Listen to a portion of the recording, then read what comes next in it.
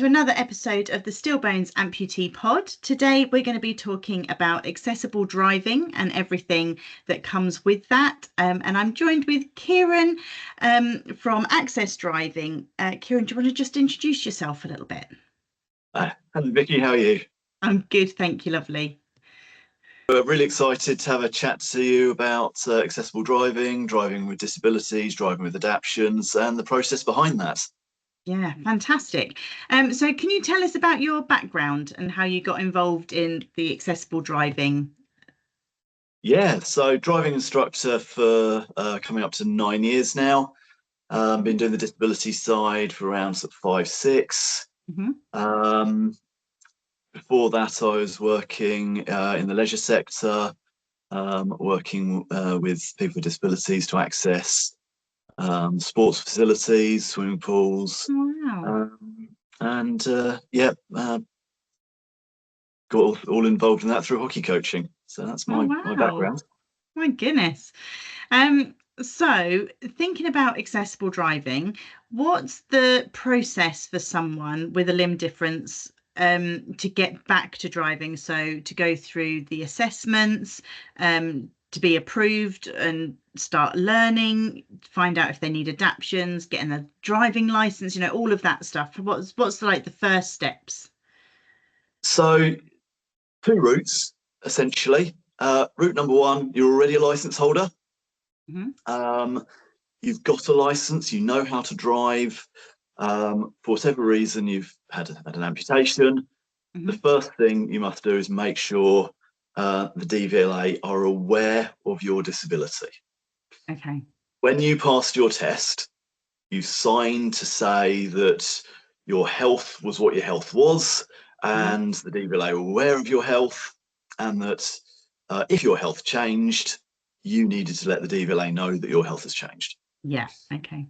Now, whatever the amputation is of a major limb, so fingers, no, but arms, legs, you need to let the DVLA know. Even if you're driving an automatic car and it's the left leg that's been amputated, so it doesn't affect your driving, you need to let the DVLA know to be covered legally. And it's £1,000 fine if you're not. Oh, wow. And potentially you're also uninsured. Okay, so do you need to let the insurance companies know as well, or is it just the DVLA? You would do, but the DVLA is the really, really big one, because obviously your license is now not correct. So because your license is not correct, there is question marks over insurance. Yeah. Okay. At that point, depending on the nature of the amputation, you'd probably want to go down the route of an assessment as well. So there are lots of different types of adaptions available for different types of amputation, different types of disability. And depending on the nature of why your amputations happened, different adaptions may be more suitable than others. You may also find different adaptions easier to drive than others. And your range of movement may be different. So again, identifying the right adaption is really, really important. So this is where the assessment process comes in. So to find your local assessment centre, going onto the Driving Mobility website. So just Google Driving Mobility. That will bring up all the assessment centres in the country, find the one that's nearest to you, give them a call, book in for an assessment, and then that assessment also then helps you with your DVLA referral, as it's the evidence base to say, I need this adaption, this is why I need it, and it gets out of a lot of the hoops that the DVLA may then send you through.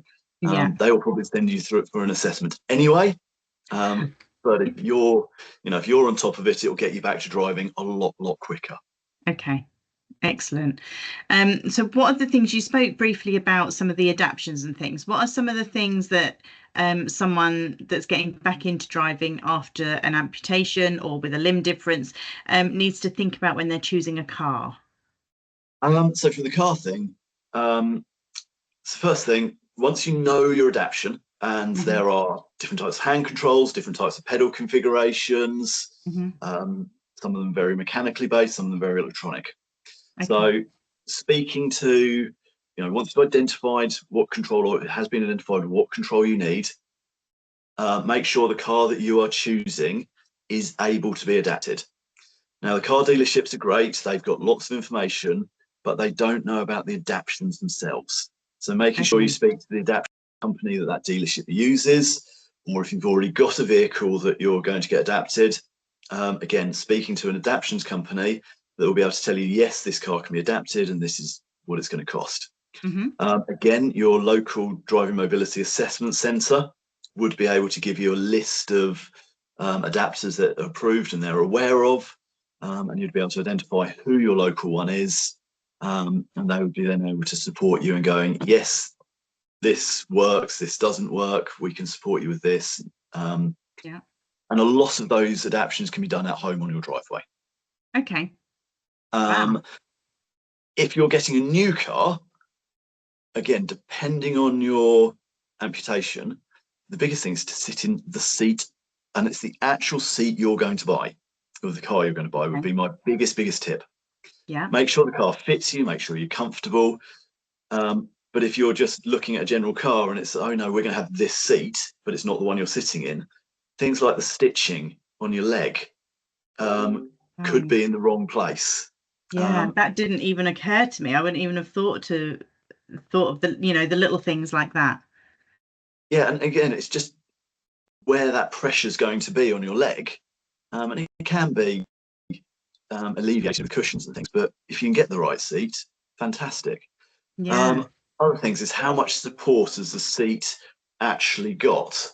If it's not got a massive amount of support, you can find that, say, if you've had double amputation on your legs, you've got a lot less balance. And going through corners and things can, on a relatively flat seat, you can wobble about in the seat. Where with a seat with good wings and really good lateral support, you're not going to move about so much. So you're going to find the driving a lot easier. Okay, amazing. So it's definitely not, I mean, it sounds obvious to say it, but it's not one size fits all. You really have to see what you feel comfortable with. Again, what will fit the adaptions that you need. It's really individual, isn't it? Yeah, and it needs, you need to be comfortable, and the vehicle needs to suit you. And getting that professional advice from people that know what they're talking about is really, really important. And then there's the bit of, right, well, now you've got to learn to use these adaptions. Now, the reality is they're relatively simple. You know how to drive. That hasn't changed. Just the way you are driving, the way you're controlling the vehicle has changed. Getting some professional lessons, even though you're an experienced driver, would be an absolute must for me. Know how the vehicle's going to work. Know what is different, understand where some of the safety issues are, that, once you're aware of them, it's not going to be a problem. But unless you're aware of how a push-pull hand control works, and the fact that going in between acceleration and braking, there'll be a point on that where you're not doing anything and you're just moving the handle through what I would call a dead spot, because the mechanical systems are just catching up with each other. So you just need to know that you actually just need to brake a little bit earlier, be a little bit more, plan a little bit further ahead. But again, if you don't know any of that, absolutely, it can become tricky.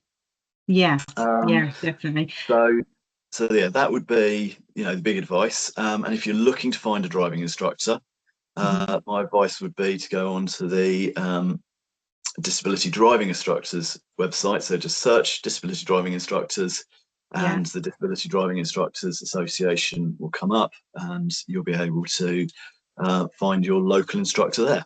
Yeah, and I suppose that's important as well, that you find the right instructor. I mean, not everyone's going to gel with everyone. So to find someone that you feel comfortable with as well is really important, isn't it? Absolutely, but also having that instructor that understands the controls. They are different. Your local driving instructor may never have seen adaptions and may not understand them, and they are different. Yeah. So yeah, understanding how they work and how they're going to work is really important. Absolutely. I just want to welcome as well Samantha and Bruce, who have come from Mobility in Motion. Thank you so much for joining us.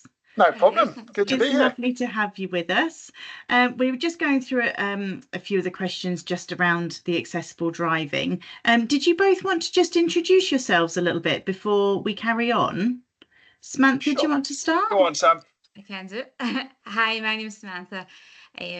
I'm the Business Development Manager with Mobility in Motion, and it's my job to look out and speak to organisations and charities, driving schools, disabled sports. Yeah, fantastic. And Bruce? Yeah, so Bruce Lauder, Head of Sales and Marketing for Mobility in Motion, looking after the whole overriding sales strategy, marketing strategy, export strategy, how we interact with all our different customers, how we raise the profile of adaptations and what people actually can do with a disability, really trying to enable independence for as many people as possible. Yeah, fantastic. So I think we'd kind of got up to, talking about how someone can find qualified instructor and things. What about the mobility centres? Does that just come down to a Google search as well, just to find someone near you? In terms of the driving mobility, or in terms of so for maybe like the assessments before the to find out what adaptions are needed, if any. So yeah, those mobility centres. Yeah, so we don't actually have mobility centres where we do the assessments. The journey that a customer will go through is they'll give us a ring and we'll ask them some generic questions about what they can and can't do, what they want to get out of driving in the future. And then we'll decide whether it's something that we can talk them through over the phone, maybe sharing a video with them to show how an adaptation would work. If not, we've got 12 fully adapted cars now that drive up and down the country and go and do visits either at driving mobility assessment centres or at the customer's house or car dealerships, wherever the customer's most comfortable. Okay. We'll send one of our demo team with a fully adapted car and we'll show them everything that's available. Because the difficulty we have is a lot of people will, firstly, you don't know what to Google. Because you don't know what's available. Yeah, so that's true. They might find something as simple as a steering ball. That'll help. I need a steering ball. And then 9 times out of 10, we'll talk to them and actually they don't need a steering ball. They need something else. Now, it's not us upselling. There are frequent questions where someone's come to us and said, I need this adaptation. And we've said, you don't. You only need this one. We're going to save you £1,000 for going down this route. So it's really important that they take the time to either do the research or call us beforehand to say, right, this is what my limb difference is. This is what I want to do. What's available? And we'll talk them through everything. We'll get them to try everything and see what's possible. Then we'll send them to a driving assessment centre. Say, right, now go and find one that can help you with these particular, whether it be hand controls or left foot accelerators, whatever it may be. And see the feasibility of it working. But at least having that conversation with us first shows them the huge array of adaptations, and it's massive. Every day I learn of new adaptations that exist to help people. That's something that Kieran was saying, that there's such a huge range of adaptations, and it's so individual to the person to get all of the research and to find out as much as you can before you kind of need to get back to driving, or you're at the stage, if you do it all beforehand, it makes it all a bit smoother, doesn't it, when you get there? Absolutely, and that's one of the reasons Mobility in Motion is a fairly new company, but we're part of a group that's existed for 40 odd years. Mobility in Motion is trying to clear that muddy water up so that we become a one-point stop to be able to say this is everything that's available in the marketplace. We're not just pushing our own products, we're pushing third-party products. But it's also really key to don't be put off if there isn't something that you need in the market, if that makes sense, because there are so many incredible engineers out there. There's a company called Remap, a charity called Remap, that actually have a volunteer engineers that will be able to adapt something that already exists. They'll adapt it to your specific needs. Now, whether that's in the driving, or even, I know they've done bathroom bits before, they've done house bits. That's so amazing. If it doesn't exist, there are people out there that can make it happen. Yeah, they can adapt the adaptations. That's pretty impressive, isn't it? That's amazing. That's really tailored to the individual. That's great. Absolutely. So all of these, I know from personal experience, to have adaptations done to my car, obviously I have to pay for those to be done. I'm not part of the Motability scheme and things like that. But are there other grants or fundings and things for people to help with the cost of them? Obviously the Motability and the Motability Foundation take up the lion's share, but there's all kinds of other options. There are charities out there. Something that's little known is you can actually, if you're buying a car with an adaptation, you can actually claim the VAT back on the car as well as the adaptation. That's a huge save. That's 20% on the cost of a car. So again, it's all these little things, and it makes it a little bit more accessible for people. We're in the process of actually, as part of the service we're trying to provide, of adding a charity section to our website that will give you all the different sources that we've come across where funding is available. Because even local libraries have pots of money that can help for people in their community. So it is a case at the moment of Googling, speak to charities like yourselves that might have contacts, speak to us. We might know somebody, even driving assessment centres as well, driving instructors. They will know people that have had funding from different sources before. What's really keen in this industry is we all have the same goal, and that's to help people. So we make a point of bringing people together to have discussions, to say, right, how can we support people get funding? Who do you know? Who have you passed to who have you used in the past?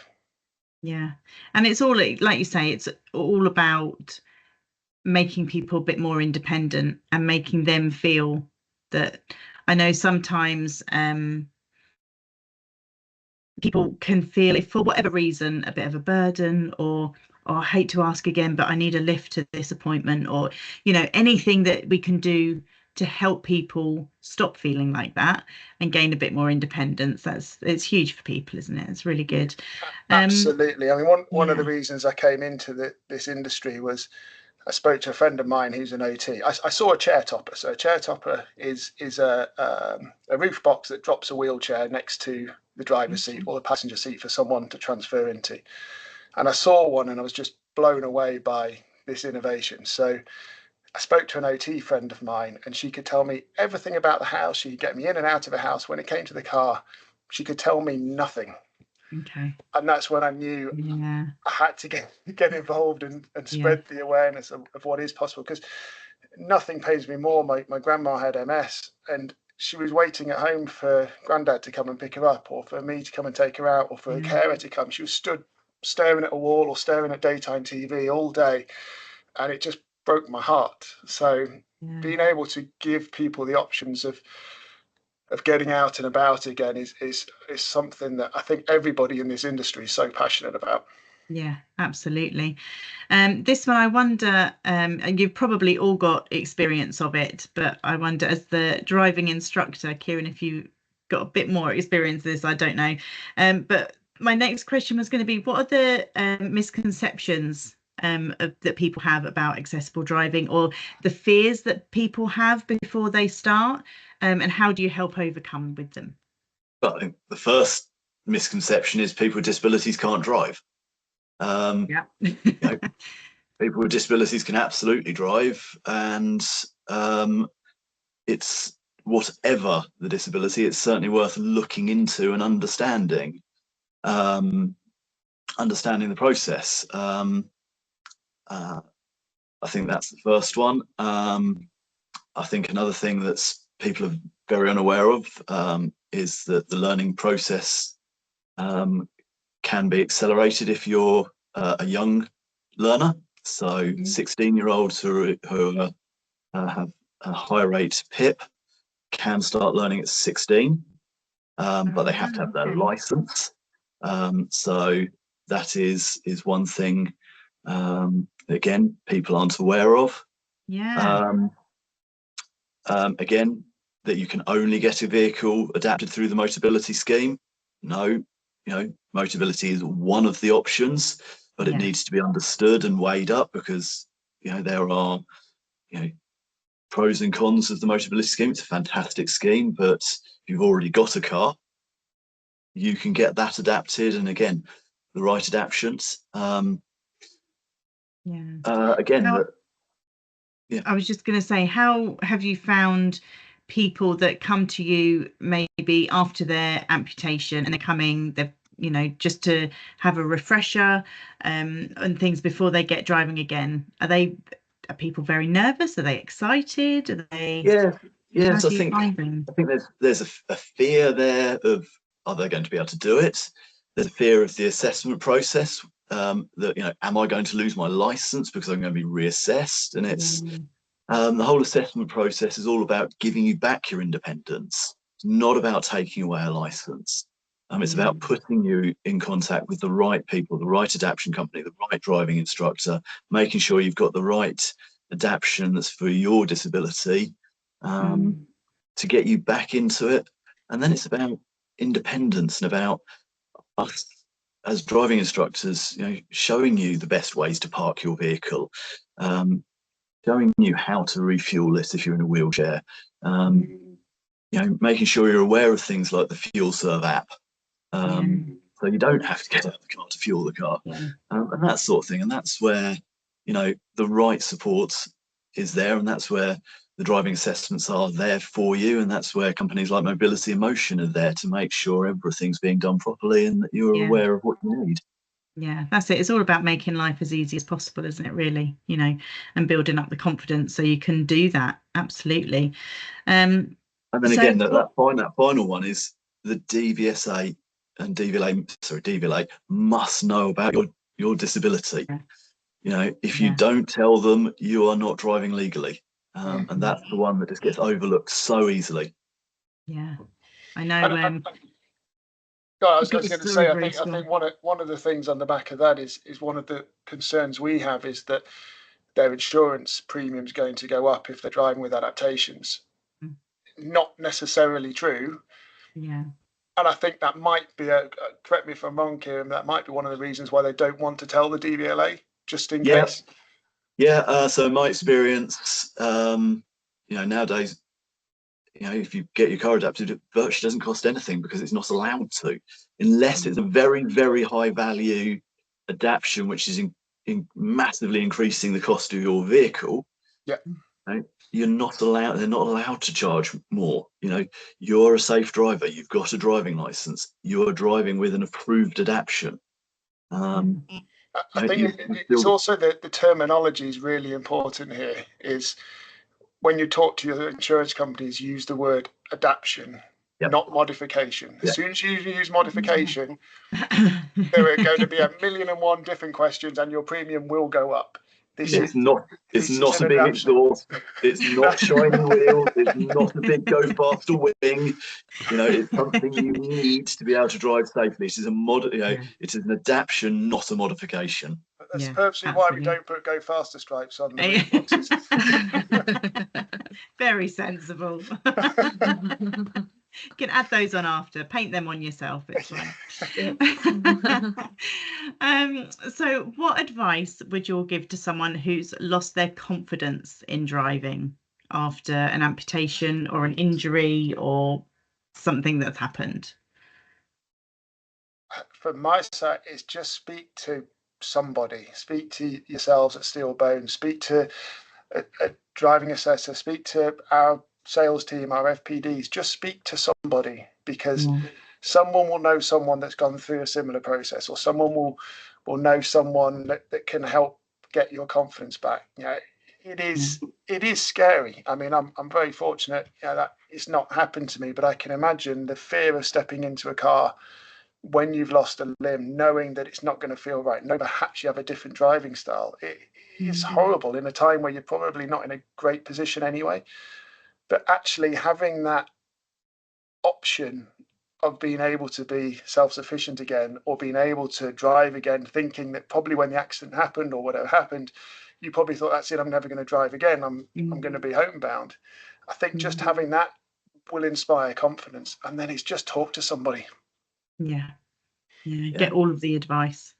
Yeah, and SteelBones, you've got support networks there that you can put people in touch with, and that's fantastic. Yeah, absolutely. They will know people who might be able to support a driving instructor, or the local driving assessment centre. And it's about taking the time, it's not making sure you're ready to be on the road. If you've had a leg amputation, you've had to learn to walk again. It's exactly the same with driving, but everything the decisions that you made still exist. So it takes time, but with the right supports, it's more than possible. Yeah, and I think also go at your own pace. Yeah. If you get it into your head that absolutely I'm ready, I'm going to get back into driving, I'm going to find out, do all of the research, find out all of the information. If then once you've done that, you think, actually, that's quite overwhelming and I just need a moment, there's no rush to do it, because everything's there. You can take your time, can't you, and just come back to it when you're ready, and the same people will be there willing to help whenever you go. So absolutely, yeah, really important. And you feel so alone, but yeah, you're not the first person to have gone through this. There is a system.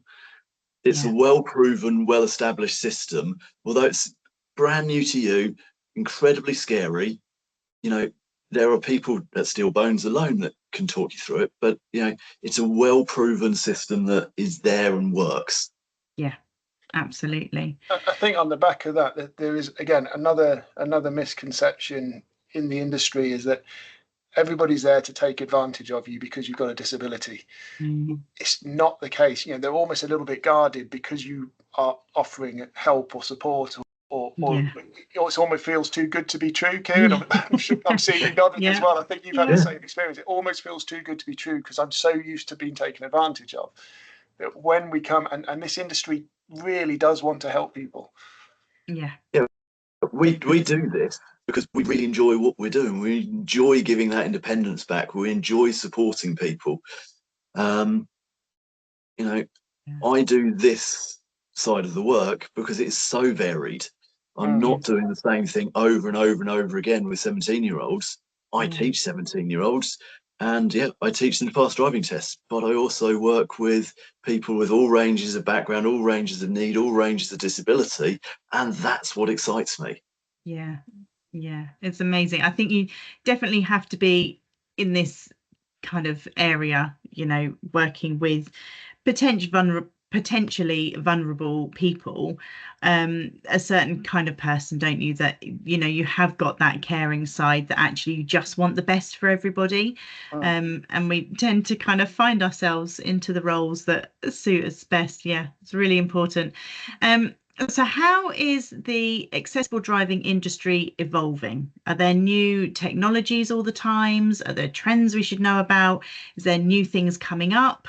Or is it kind of, like you said, someone's, made an adaptation for people to use, and then that's it, we never need to look at it again? I think the world of adaptations is at a point. These adaptations, a lot of these adaptations have been along for a long time, been around for a long time, and there's little tweaks to make them a little bit smoother or a little bit less heavy on the arms, for example. I think one of the biggest things is the move to EVs.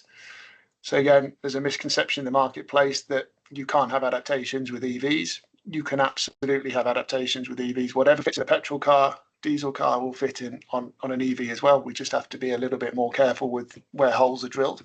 But driving aids, roof boxes, swivel seats, boot hoists, everything that can fit in a standard car can still fit in an EV. I think the industry as a whole is looking how to be less intrusive to the car, so we're not having to rip off panels. So we're looking at battery packs, for example, because obviously in an EV, You have what they call parasitic drain. So if the EV feels like something's taking power, it doesn't know what it is, it just shuts down.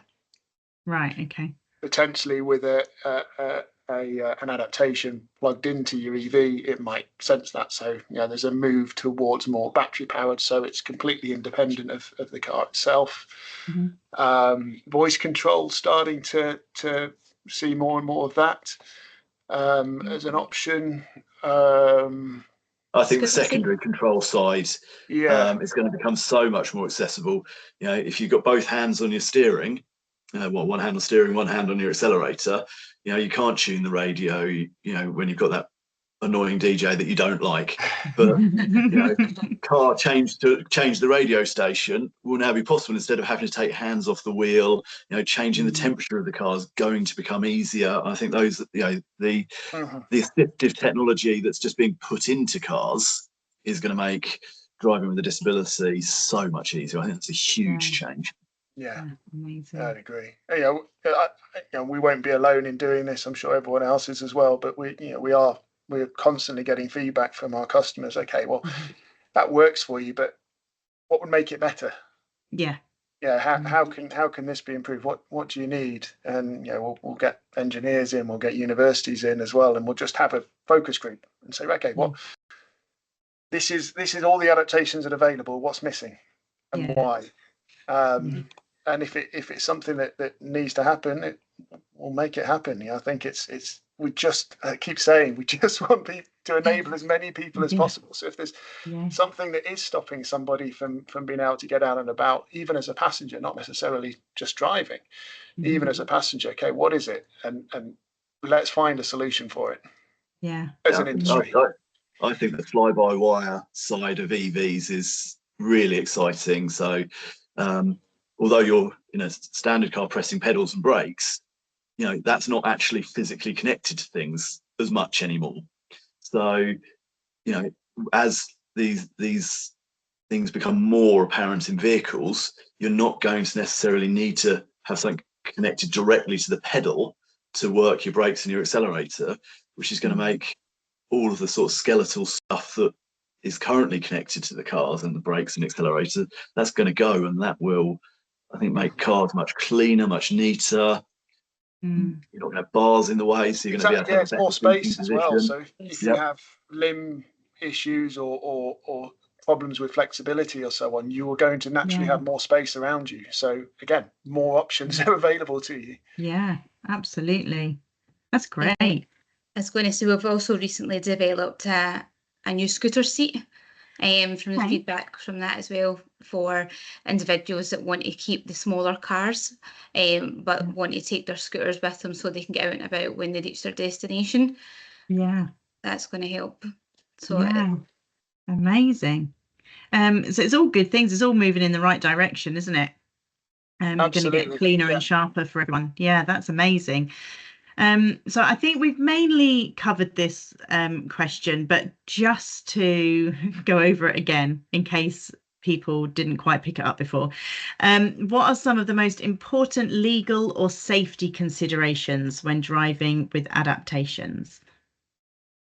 Tell the DVLA, tell the DVLA, tell the DVLA. That's literally all that's on my list as well. And use your adaptions. Don't just jump into another car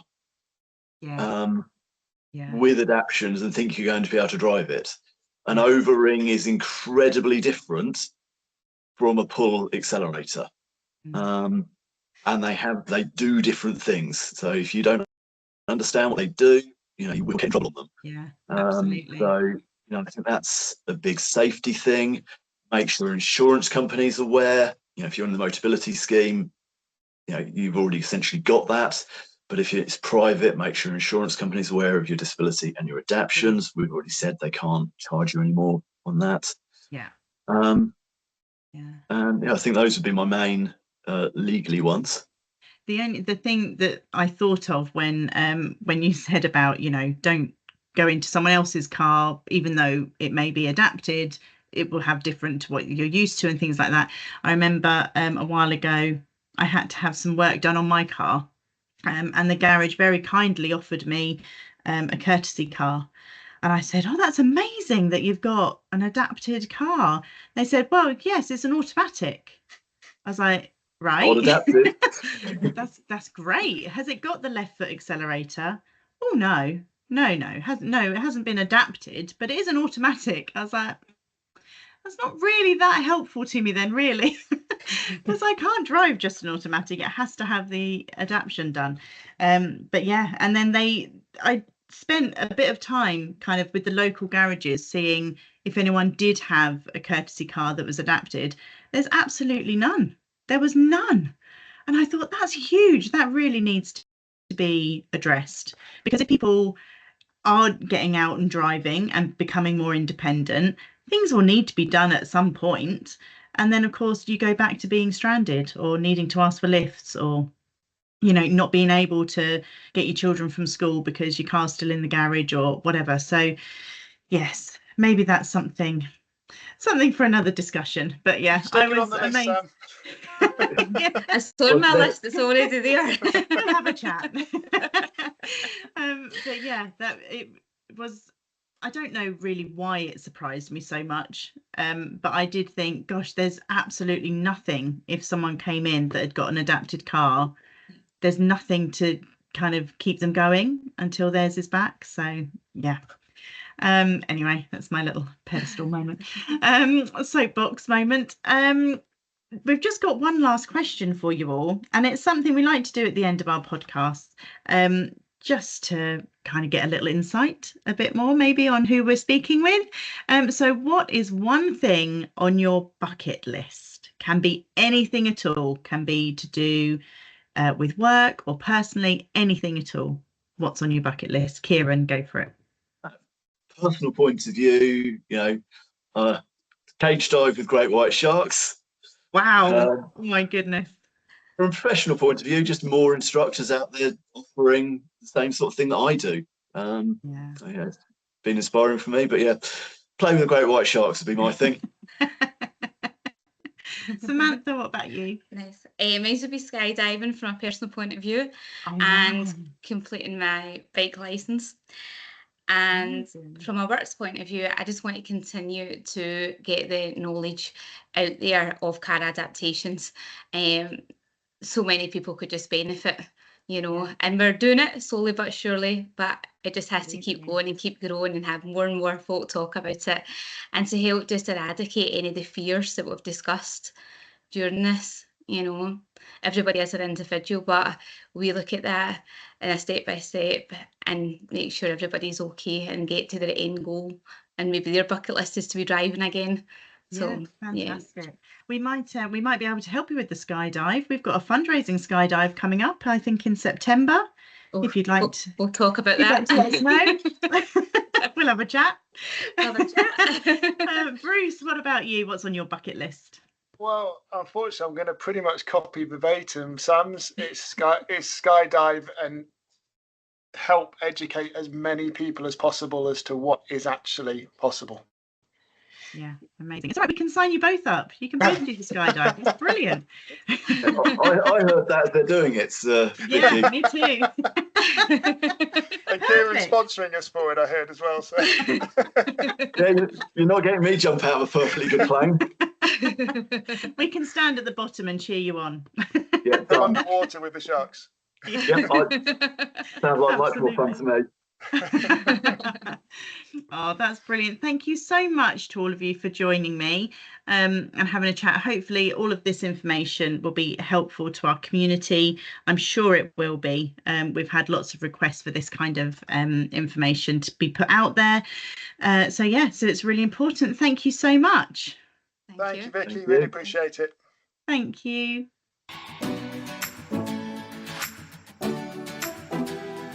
We are Stillbones, a charity serving the limb difference community in the UK. Our mission is to empower amputees and their families to live a life to the fullest.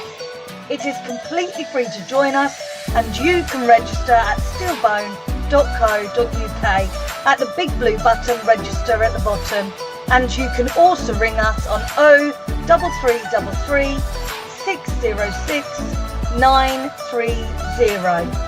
We hope you enjoy listening to the podcast today. and we look forward to speaking to you soon.